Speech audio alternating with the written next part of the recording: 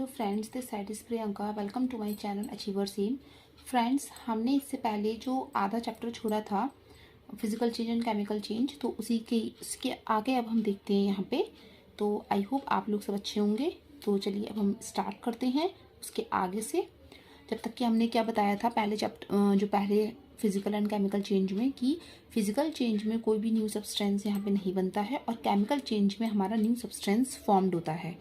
तो हम लोगों ने इसके बारे में पढ़ा था। अब हम इसके आगे पढ़ते हैं यहाँ पे कि chemical changes in our daily life, यानी हम केमिकल चेंजेस हमारे लाइफ में क्यों ज़रूरी होते हैं।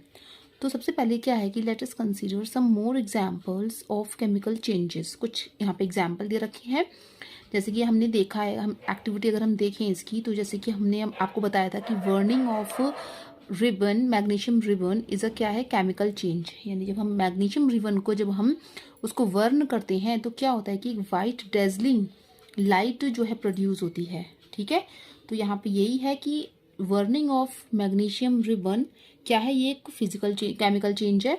ठीक है, burning of coal, wood, leaves is also a chemical change. ये सारी चीज़ें क्या होती हैं, हमारी केमिकल चेंजेस होती हैं। फिर आता है burning of any substance is a chemical change.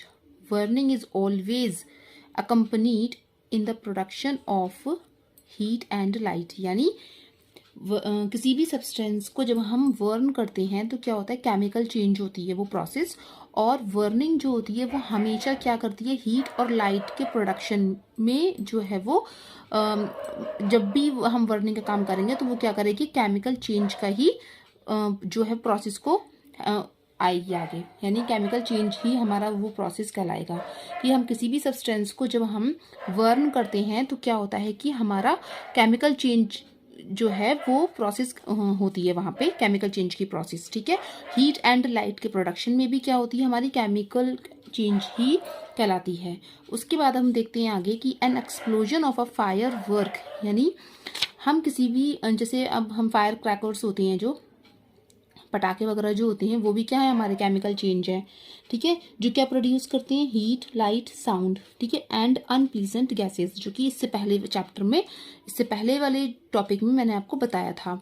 ठीक है, कि हम तो सबसे पहले क्या है कि किसी भी चीज़ को जब हम वर्न कर रहे हैं तो वो क्या कहलाएगी, हमारी केमिकल चेंज प्रोसेस होती है वो। ठीक है, burning is always a chemical change. And explosion किसी चीज़ का जब होता है, यानी जब हम क्रैकर को कर रहे हैं तो उसमें क्या प्रोड्यूस होती है, हमारी हीट, लाइट, साउंड और अनप्लीजेंट गैसेस, जो कि हमारे एटमॉस्फेयर को पॉल्यूट करती है और साथ ही साथ क्या कर रही है, वो केमिकल चेंज की प्रोसेस कर रही है वो। ठीक है, अच्छा, दूसरी चीज़ यहाँ पे अब हमने बताया आपको कि हीट, लाइट और साउंड और अनप्लीजेंट गैसेस, ये सारी चीज़ें हमारी केमिकल चेंज ही होती हैं। अब सबसे पहले हम यहाँ पे बात करेंगे कि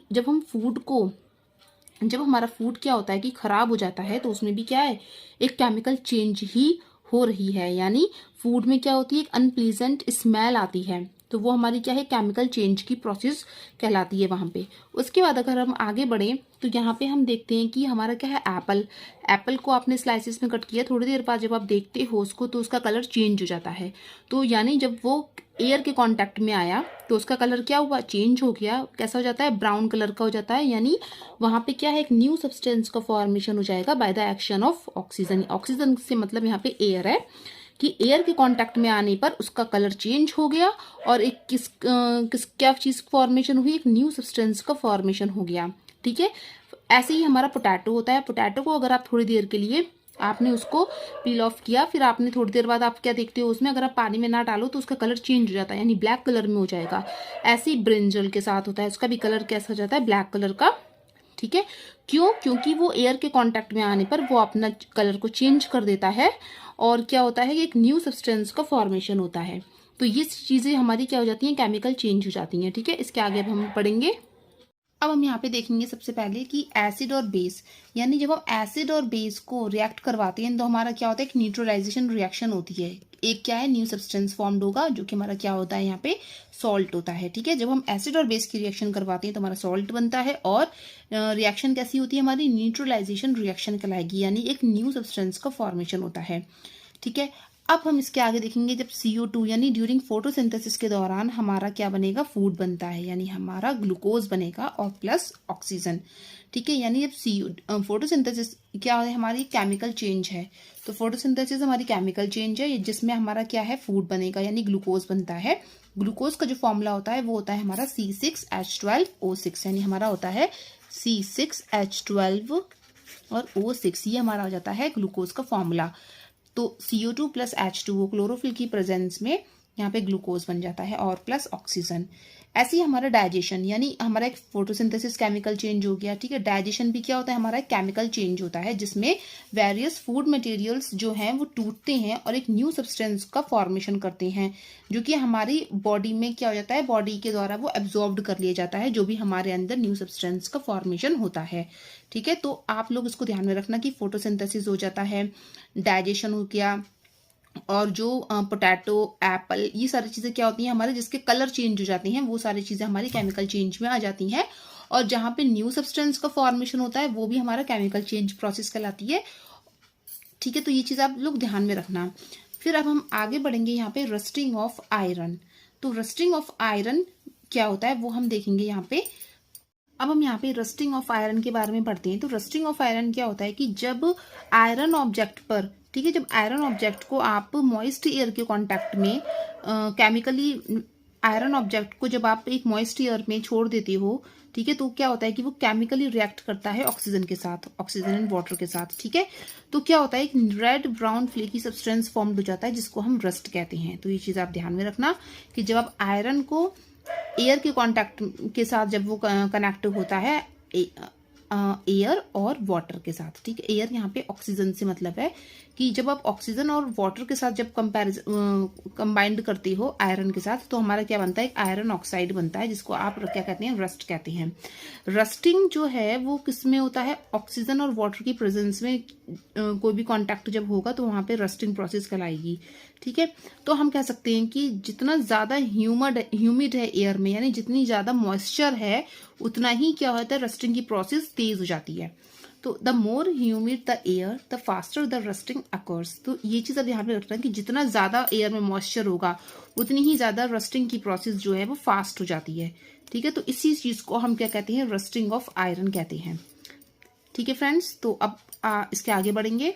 अब हम पढ़ते हैं यहाँ पे प्रिवेंशन ऑफ रस्टिंग। अब हम रस्टिंग तो हो गई, अब रस्टिंग को हम कैसे हटाया जाए, यानी रस्टिंग के क्या क्या प्रिवेंशन हो सकते हैं। तो rusting can be prevented by not allowing the iron to come in contact with moisture and air. यानी रस्टिंग को हम प्रिवेंट कर सकते हैं। आयरन ऐसा तो नहीं है कि आप उसमें आयरन में जो है रस्ट ना हो, ठीक है, तो रस्टिंग उससे प्रिवेंट तो हो नहीं सकती। ठीक है, तो रस्टिंग एक तो हमारी होती है मॉइस्चर और एयर के कांटेक्ट में आने पर क्या होता है कि आयरन पर रस्ट हो जाती है, एक तो ये वाली बात थी। ठीक है, दूसरी चीज क्या होती है कि आयरन पर हम कोट करते हैं एक ऑयल या फिर ग्रीस का। ठीक है, आयरन पर हम कोट करते हैं ऑयल या फिर ग्रीस का, कोई पेंट करते हैं। ठीक है, तो हम जब रेगुलर उस पर अप्लाइड करें उस पेंट या ग्रीस को, ठीक है, उस कोटिंग को, तो उससे क्या होता है, हमारी रस्टिंग जो है प्रिवेंट की जा सकती है। ठीक है, तो वैसे तो रस्टिंग का कोई भी ऐसे प्रिवेंशन नहीं है कि आयरन पर की ना हो। जब भी आयरन पर जब भी आप एयर के कांटेक्ट में आयरन को जब आप बाहर छोड़ते हो तो केमिकली वो रिएक्ट करती है ऑक्सीजन और वाटर के साथ, जिससे क्या होती है, हमारी रस्टिंग प्रोसेस हो जाती है। तो एक सिंपल वे ये हो जाता है कि आप उस आयरन पर ऑयल, ग्रीस या फिर पेंट कर सकते हो, वो भी कैसे, रेगुलर अप्लाइड करना पड़ेगा उसकी कोटिंग को, यानी ग्रीस की कोट, ऑयल को, तो उसको आप रेगुलर जब आप अप्लाई करोगे तो उससे रस्टिंग को प्रिवेंशन दी जा सकती है। ठीक है, तो अब आता है यहाँ पे अ मोर एफिशिएंट मेथड है, क्या है, कोटिंग का। जब आपने आयरन को कोटिंग किया किसके साथ, दूसरी मेटल के साथ, जैसे कि हमारी जिंक हो जाती है, क्रोमियम हो जाती है, तो जिंक और क्रोमियम की जब आप उस आयरन पर कोट करते हो तो इससे भी हमारी प्रिवेंशन की जा सकती है रस्टिंग से। ठीक है, फिर दूसरी चीज हो जाती है कि अब इस प्रोसेस को क्या कहते हैं, यानी जब आपने जिंक और क्रोमियम की कोटिंग करी आयरन पर तो इस प्रोसेस को आप क्या कहोगे, इस प्रोसेस को हम कहते हैं गैल्वेनाइजेशन। तो गैल्वेनाइजेशन क्या होती है, जब आप जब जिंक या क्रोमियम की कोटिंग की जाती है तो उसमें क्या होता है, डिपॉजिटिंग हो जाती है जिंक और क्रोमियम की लेयर डिपॉजिट हो जाती है आयरन पर। इस प्रोसेस को हम क्या कहते हैं, गैल्वेनाइजेशन कहते हैं। जैसे कि घरों में क्या होता है कि आयरन के पाइप्स डाले जाते हैं तो उस पर कोटिंग की जाती है जिंक या क्रोमियम की, जिससे कि उस पर रस्ट जमा ना हो पाए। ठीक है, तो उसी को हम गैल्वेनाइजेशन कहते हैं। उन आयरन पाइप्स को हम गैल्वेनाइज्ड कहते हैं। तो ये चीज आप ध्यान में रखना। फिर अब हम आगे बढ़ते हैं यहाँ पे कि रस्टिंग ऑफ आयरन को हम प्रिवेंट करते हैं एक किससे, टू मेक स्टेनलेस स्टील। यानी हम आयरन की जगह क्या कर सकते हैं, स्टेनलेस स्टील का काम कर सकते हैं कि स्टेनलेस स्टील की जगह, आयरन की जगह हम स्टेनलेस स्टील को यूज करें। तो stainless steel is made by mixing, stainless steel कैसे बनती है, मिक्सिंग आयरन, यानी आयरन तो मिक्स होगा ही होगा, किसके साथ, कार्बन के साथ। और मेटल कौन सा होगा, लाइक क्रोमियम, निकल, मैग्नीज, ये सारी चीजें जो होती हैं स्टेनलेस स्टील में बनाने में हेल्प करती है। तो स्टेनलेस स्टील जो है ये, इसमें आयरन के साथ क्या होता है, कार्बन एंड मेटल होता है। कौन कौन से, क्रोमियम, निकल और मैग्नीज। ठीक है, क्रोमियम, निकल और मैग्नीज ये हो जाते हैं हमारे मेटल कार्बन के साथ। यानी आयरन को हम कार्बन के साथ रखेंगे, मिक्स करते हैं, और मेटल होते हैं हमारे क्रोमियम, निकल और मैग्नीज। तो ये सारी चीजें हम इससे रस्टिंग ऑफ आयरन को प्रिवेंट कर सकते हैं। ठीक है, बट क्या होता है कि इट डज नॉट रस्ट, ये रस्ट नहीं होते हैं, ये चीज भी आप ध्यान में रखना। ठीक है, इससे रस्टिंग की प्रोसेस जो है, इससे जो हम प्रिवेंट कर सकते हैं रस्टिंग की विधि को। ठीक है, तो क्रोमियम, निकल, मैग्नीज ये मेटल हो जाते हैं किसके, और कार्बन को साथ में लेंगे तो, और आयरन को लेते हैं तो आयरन, कार्बन और मेटल ये वाली चीजें हो जाती हैं। मेटल कौन से, क्रोमियम, निकल, मैग्नीज। ठीक है, इन सबको साथ हम स्टेनलेस स्टील जो है यहाँ पे प्राप्त करते हैं, जिससे कि हमारी एक तरीके से रस्टिंग ऑफ आयरन की प्रोसेस को हम प्रिवेंट कर सकते हैं। ठीक है गाइस, अब हम स्टार्ट करते हैं यहाँ पे क्रिस्टलाइजेशन। तो क्रिस्टलाइजेशन, अब हम आगे बढ़ेंगे यहाँ पे, हम यहाँ पे क्रिस्टलाइजेशन के बारे में बात करते हैं। तो क्रिस्टलाइजेशन क्या है कि सी वाटर में सॉल्ट होता है, जिससे कि क्या होता है, सी वाटर का पानी खारा होता है। ठीक है, तो सी वाटर का पानी खारा होता है। उसके बाद क्या करते हैं हम यहाँ पे, अब क्या करते हैं कि सॉल्ट को हम ऑब्टेन करते हैं सी वाटर से by the process of evaporation, यानी हम इवेपोरेशन की प्रोसेस से सॉल्ट को ऑब्टेन करेंगे। तो the salt obtained in this manner is not pure, यानी जो भी हम सॉल्ट को हम उसमें से ऑब्टेन करते हैं इवेपोरेशन के द्वारा, तो वो जो नमक होता है वो प्योर नहीं होता है, और उसके जो क्रिस्टल होते हैं वो छोटे होते हैं। यानी एक तो वो सॉल्ट जो हमें ऑब्टेन हुआ है वो प्योर नहीं होता है। ठीक है, और उसके सॉल्ट के जो क्रिस्टल होते हैं वो बहुत छोटे होते हैं। ठीक है, और उन क्रिस्टल की जो शेप होती है वो हम क्लियरली देख नहीं सकते हैं, इतने छोटे होते हैं क्रिस्टल्स। जो नमक के जो क्रिस्टल्स होते हैं वो काफ़ी छोटे होते हैं, जिससे कि हमें क्लियरली विजिबल नहीं होते हैं वो, जबकि जो लार्ज क्रिस्टल हैं वो हमें दिखाई देते हैं उसमें। ठीक है, जब हम सॉल्ट को ऑब्टेन करते हैं। ठीक है, और दूसरी चीज़ क्या होता है कि जो भी उसके जो सॉल्यूशन से हमें जो प्राप्त होता है क्रिस्टलाइजेशन के प्रोसेस से, जो भी हमें ऑब्टेन्ड हुआ है वो क्या होता है, फिजिकल चेंज की एक एग्जाम्पल होता है वो। क्योंकि क्या है फिजिकल चेंज में कोई भी न्यू सब्सटेंस नहीं बनता है। ठीक है, दूसरी चीज़ क्या होता है कि वो अपने उसकी शेप में, साइज में चेंजेस होगा, बट कोई न्यू सब्सटेंस यहाँ पे नहीं बनता है। तो ये भी प्रोसेस, हमारी क्रिस्टलाइजेशन की प्रोसेस कैसी हुई है, हमारी फिजिकल चेंज की प्रोसेस होती है हमारी क्रिस्टलाइजेशन। ठीक है, अब क्रिस्टलाइजेशन होता क्या है, तो क्रिस्टलाइजेशन क्या होता है कि the process of cooling a hot concentrated solution of a substance to obtain crystal, यानी क्रिस्टल को ऑब्टेन करने के लिए एक कूलिंग की जो प्रोसेस होती है, मतलब एक जो सॉल्यूशन बना, यानी हमारा सॉल्ट बनता है। ठीक है, तो सॉल्ट क्या है, वो एक प्रोसेस है किसकी, cooling a hot concentrated solution, यानी जो हमारा हॉट सॉल्यूशन होता है उसको कूल करते हैं। ठीक है, कूल करते हैं, जिससे हमारा क्या होता है, क्रिस्टल ऑब्टेन हो जाता है उन सब्सटेंसेस से। ठीक है, तो ये हमारा क्रिस्टलाइजेशन कहलाता है। और दूसरी चीज़, हमारा क्रिस्टलाइजेशन क्या होता है कि इम्प्योर सॉलिड से प्योर सॉलिड में प्राप्त होता है क्रिस्टल उसके, यानी इम्प्योर सॉलिड हमें क्या होता है कि इम्प्योर जो हमें सॉल्ट प्राप्त होता है वो कैसा होता है, हमारा इम्प्योर होता है। ठीक है, तो हम क्या करते हैं कि इम्प्योर सॉलिड से प्योर सॉलिड में कन्वर्ट होता है। तो जब इम्प्योर सॉलिड से प्योर सॉलिड में कन्वर्ट होता है, जिससे हमारे क्या होते हैं, क्रिस्टल ऑब्टेन्ड हो जाते हैं। ठीक है, तो ये हो जाता है हमारा क्रिस्टलाइजेशन की प्रोसेस। दूसरी चीज़ जैसे कि ये कि इम्प्योर कॉपर सल्फेट पाउडर, यानी अगर इम्प्योर कॉपर सल्फेट पाउडर को हम प्यूरिफाई करें क्रिस्टलाइजेशन की प्रोसेस से, जिससे कि हमारे copper sulphate, pure copper sulphate के लार्ज क्रिस्टल प्राप्त हो जाएंगे। ठीक है, तो यानी हम यहाँ पे कह सकते हैं कि क्रिस्टलाइजेशन की जो प्रोसेस होती है वो इम्प्योर सॉलिड से प्योर सॉलिड में कन्वर्ट होती है, जिससे हमें क्रिस्टल जो है ऑब्टेन हो जाती हैं।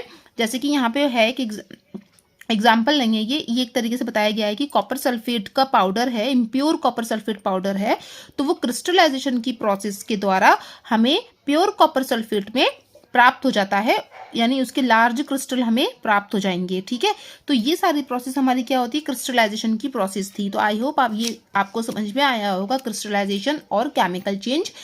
तो फ्रेंड्स, ये चैप्टर यहीं तक कंप्लीट होता है और ये physical and chemical change chapter 6 complete होता है पूरा। ये पूरा एनसीईआरटी है। अगर आपके नोट्स कंप्लीट नहीं है तो प्लीज़ आप लोग नोट्स अपने तैयार कर सकते हैं। क्लास 7th की है ये।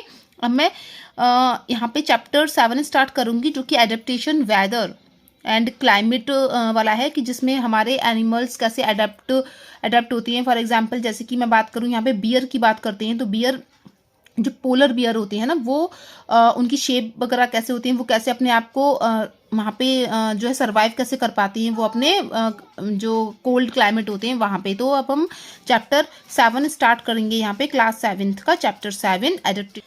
फ्रेंड्स, तो ये चैप्टर यहीं तक कंप्लीट होता है और आप लोग प्लीज़ इसको रिवाइज करिएगा, लाइक करिएगा। और इसके आगे फिर मैं चैप्टर 7 स्टार्ट करती हूँ। चैप्टर 7 है क्लास 7th का। धीरे धीरे करके मैं ऐसी पूरी क्लास 7th पूरी एनसीईआरटी कंप्लीट कर दूंगी, फिर उसके बाद मैं क्लास 8th लेकर आऊँगी। तो आई होप ये वीडियो आपको पसंद आई होगी फ्रेंड्स। तो प्लीज़ वीडियो को लाइक, शेयर एंड सब्सक्राइब करिएगा और ऐसी वीडियो मैं लाती रहूँगी। Thank you.